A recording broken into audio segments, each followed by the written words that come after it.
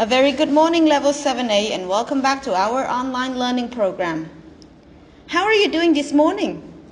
Very good. Yeah, I'm doing okay too, thank you. Did you have a great weekend? Did you go somewhere nice? Did you do something fun? Good, I'm glad. Yeah, I didn't do anything much. I just stayed at home. Remember, have you done your homework? Great. Please make sure you send in your homework to me via personal telegram, okay? It's important. Okay, so what day are we on today? That's right, today we're on Monday, September 7th, 2020. Very good. Now for session 1 today, we're going to be covering up blueprint 2. For today's class, we're going to be looking at action review on page 58. But before we go to our action review on page 48, let's do a quick lesson review on what we've already done so far. Do you remember what we've done so far? That's right. So far we did grammar, simple present versus present continuous. We did some grammar practice. We also did use the language as well. It was either part of your homework and part of your classwork. And you remember what were present, simple present were and what were present continuous, right? So that should be easy because most of the stuff you already done it so far anyway. Right? And you also talk about the stative verbs, right? You also did the stative verbs. Good. So many verbs do not describe an action, all right? So for example, include be and hate, they're not actions. And so that means these verbs are called stative verbs, okay? Right. And we distinguish also the difference between simple present and present continuous as well. Simple present we use for routines, okay? The facts that are generally true or happen all the times. And present continuous we usually use it for something that's happening right now, or currently, or temporarily. Good. We did some grammar practice. You were asked to fill in the blanks and put the verbs in the bracket into the correct form, okay, of verbs, right? So Carlos likes playing soccer. Can you say Carlos is liking playing soccer? No, you can't. Okay, so Carlos likes playing soccer. At the moment, I am watching a video lecture. Okay, they are studying for the next week's test. Okay, so these are the verbs that you need to make sure that you complete them correctly. Okay. Right. Also, the part of use the language was you are supposed to. You were supposed to, sorry, use the language. You're supposed to questionnaires how often you do the following, right? So sometimes we have often, always, sometimes, and never. So do you usually go home right after school, copy class notes from classmates, study outside with classmates, eat lunch at school in the cafeteria, participates in class discussion, and attends the club meeting? So how do you often do these things? Okay, so you were asked to tick the box in each box that's already referred to, right? Okay, so for today's lesson, we're going to be looking at active review. We're going to be looking at on page 58 an exercise educational questionnaires. Exercise B is an oral survey, and exercise C is reminder. Okay, so it's on page 58. Now, let's look at exercise A, an educational questionnaire. Let's have a look at it together. I know it's a bit blurry, so I will send you the actual picture in just a moment when we're finished. All right, you will need to read the completed questionnaires, then put a check mark next to true or false. Okay? So, let's read it together. 1. What is your name?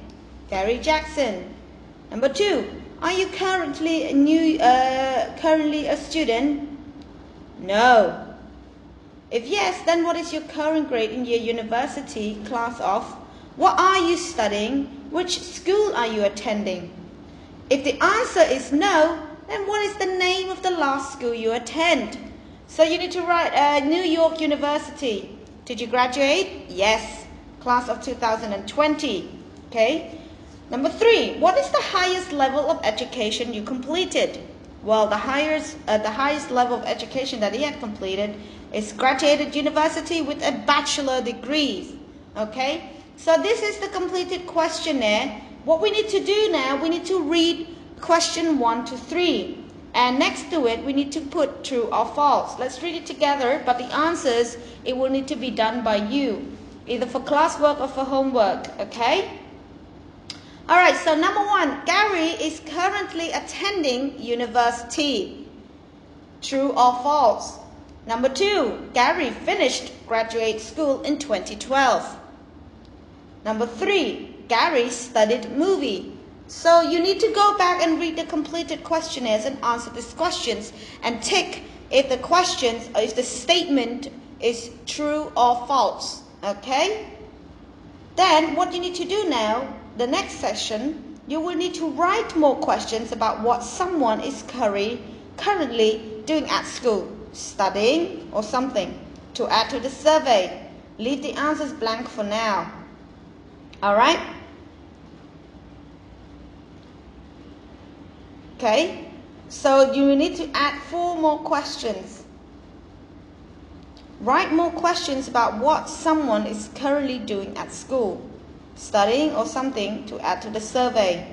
Okay, so looking at the section, looking at the completed questionnaires, you can make up the questions, right? Good.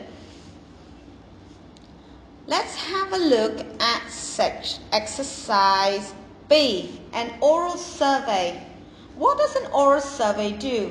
So what here this part is, you need to interview a partner to get his or her answers to your survey questions above. Ask an answer during the complete sentence, then write short, simple answers based on your partner's response. Okay, so for the last 3 exercises on the top in the box, you will need to put you will need to write the questions, right? And then you will need to also answer the questions as well. Okay, so here let's have a look together. Just 1 second. Right, so what you need to do here, right? So basically you need to write more questions, okay, about what someone's doing. So here it says, you can either, for me personally, you can either choose to write about Gary, that is already completed the questionnaires. You can write the questions there, or you can write your own questions, okay, doing an oral survey. You can write your own questions and then try to let your partner answer the questions, right? Okay? It sounds a bit complicated, but if you don't understand, I can fully explain to you better in personal telegram, or I'll group telegram all of you later. Okay, it's a bit confusing. All right, for the next part is the reminder part, exercise C. Some module 2 goals in unit 4, put a check mark next to the things you can do. So this one is basically about yourself, all right? So find basic information in posters, advertisements. Can you do that?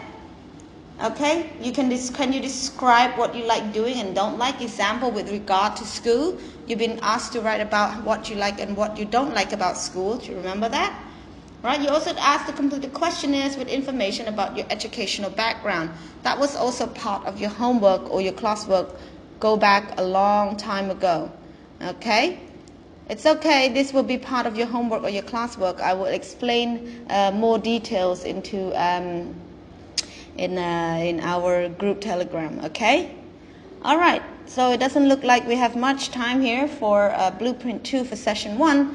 Stay around and see you in a bit for session 2. Okay, bye-bye for now, everybody.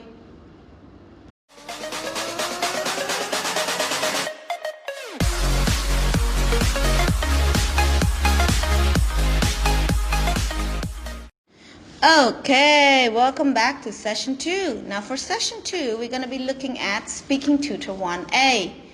For today's class, we're going to be looking at lesson 4 review, Saving the World. But before we go there, let's do a quick lesson review on what we've done so far. Do you remember what we've done so far in our Speaking Tutor 1A?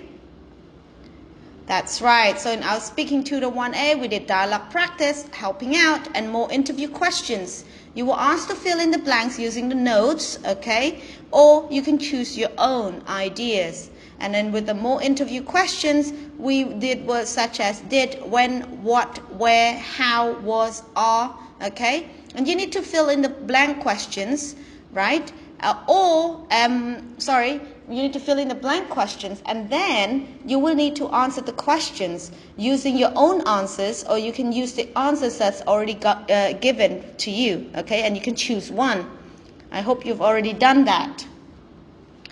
Right. So for today's lesson, we're going to be looking at lesson review Saving the World on page 116.